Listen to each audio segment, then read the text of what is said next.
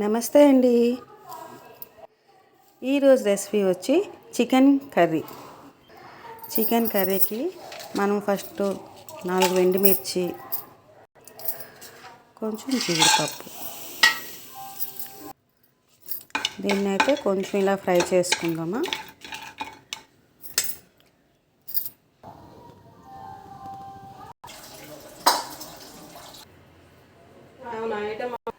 రెండు టమాటాలు అయితే తీసుకున్నాను. ఈ టమాటాలు కూడా ఇందులో వేసి మిక్సీ చేసుకోవాలి.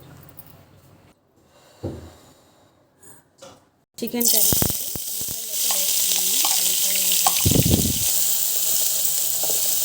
ఫస్ట్ చికెన్ కర్రీకి ఉల్లిపాయలు వేసుకున్నాను. ఆయిల్ వేసి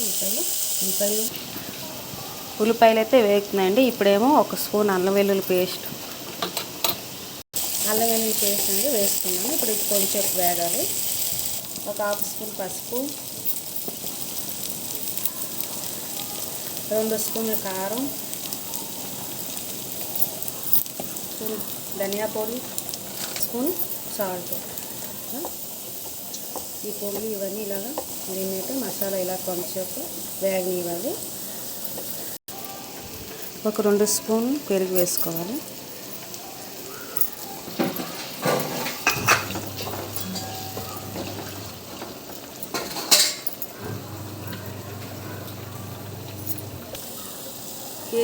కేజీ చికెన్ అయితే నేను తీసుకున్నానండి. ఈ చికెన్ ఇప్పుడు ఇందులో వేసుకోవాలి.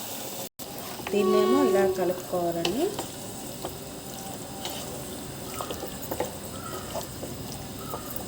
ఇప్పుడైతే ఇది ఇలా కలుపుకుంటూ కాసేపు వేగాలి.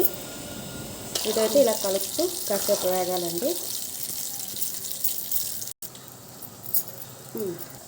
ఈ పేస్ట్ మొత్తం ఇందులో వేసుకున్నాను. ఈ పేస్ట్ కూడా ఇందులో వేసుకున్నానండి. ఇంక ఇది ఇలాగా వేగాలి కాసేపు. ఈ చికెన్ అయితే వేగుతుందండి. ఇలా కలుపుతూ ఇది వేగాలి కాసేపు. గరం మసాలా 1 స్పూన్ గరం మసాలా పొడి వేసుకున్నానండి. కాసేపు వేగిందండి. ఇప్పుడు దీంట్లో 1/2 గ్లాస్ వాటర్ వేసుకున్నాం.